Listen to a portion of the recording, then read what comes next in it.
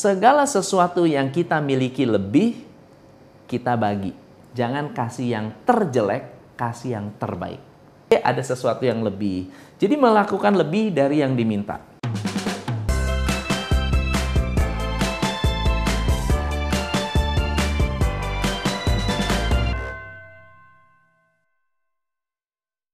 Hai, saya Tom MC Flay, founder Top Coach Indonesia.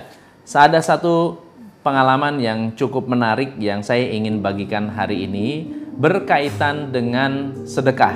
Kenapa ini menjadi menarik? Karena ada beberapa pertanyaan yang masuk.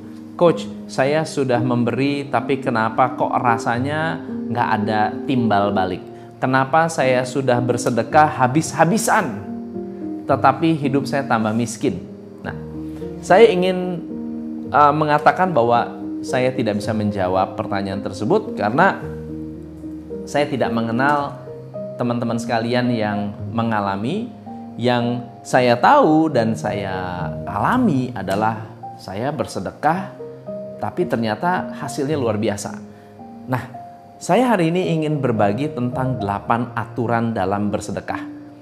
Aturan ini berlaku untuk saya. Jadi tugas teman-teman adalah tolong komen benar atau tidak, atau kalau teman-teman punya pengalaman tolong komen di bawah ini. Oke? Jadi benar atau tidak tolong dikomenkan. Kalau salah saya minta maaf, atau kalau ada kurang tolong ditambahkan. Tapi ini adalah apa yang menjadi aturan main saya yang saya terapkan untuk diri saya sendiri. Aturan main saya yang pertama adalah tidak berharap imbal jasa. Kalau saya memberi sesuatu atau saya berbagi sesuatu, saya tidak berharap imbal jasa. Mindset pentingnya adalah segala sesuatu yang kita miliki lebih, kita bagi. Ya, contoh ya, simple banget. Saya makan mie ayam. Ceritanya gini, saya makan mie ayam. Saya suka makan mie ayam. Lalu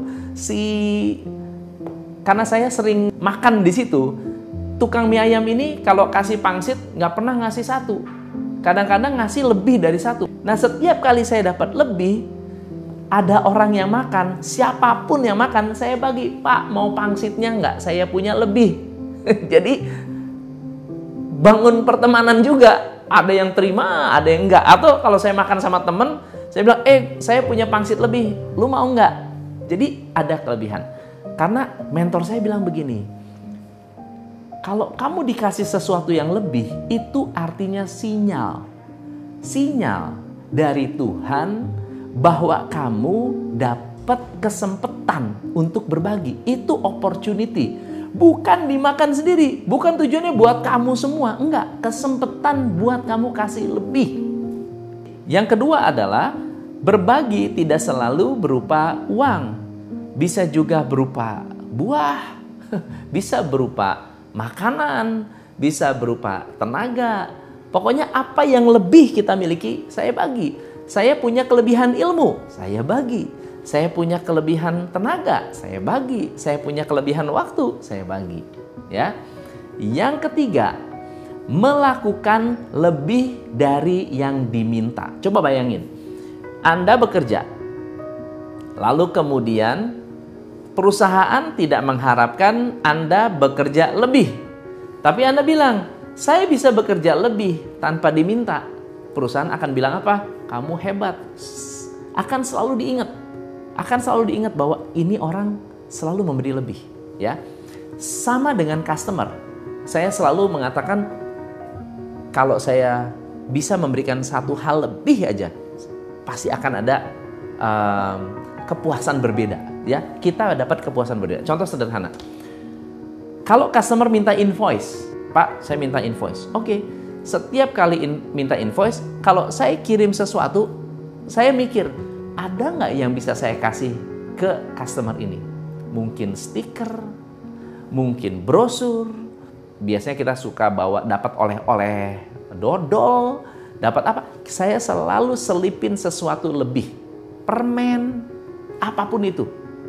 Kita pernah bikin permen jahe, ya, permen jahe. Jadi setiap kali ada customer yang belanja atau beli paket atau beli apapun lah, kirim invoice, saya selipin tuh permen jahe 2 biji. Jadi dia bilang, ini apaan nih permen jahe? Ada sesuatu yang lebih. Jadi melakukan lebih dari yang diminta. Nah, ini yang keempat. Yang keempat ini saya dapat pelajaran yang sangat-sangat luar biasa. Ya, salah satu ustadz yang menurut saya keren banget. Katanya begini, kalau Anda punya dua benda yang dua-duanya, salah satu dari dua benda ini akan dikasih ke orang, jangan kasih yang terjelek, kasih yang terbaik. Saya punya dua celana. Saya pikir ini salah satu pengen saya lepas nih. Saya lihat mana celana yang kondisinya terbaik, itu yang saya kasih. Kondisi yang terburuk saya buang. Ya, ada dua sepatu. Bukan kiri ada di kanan ya. Ada dua sepatu. Ada sepatu yang bagus, ada sepatu yang udah jelek. Yang biasanya kita kasih yang mana? Kita kasih yang jelek. Jangan, kasihlah yang bagus. Kasih yang terbaik. Kalau ada yang terbaik, kenapa harus kasih yang terburuk? Kenapa? Opportunity. Toh dua-duanya nggak dipakai. Ya. Yang kelima adalah kalau ada kesempatan, jangan disia-sia. Setiap kali ada kesempatan, jangan disia-sia. Itu aturan kelima. Yang keenam, kalau kita niat ataupun tidak memberi, misalnya gini, ada orang minta uang, ada orang minta tolong, jangan menyakiti lalu Anda memberi.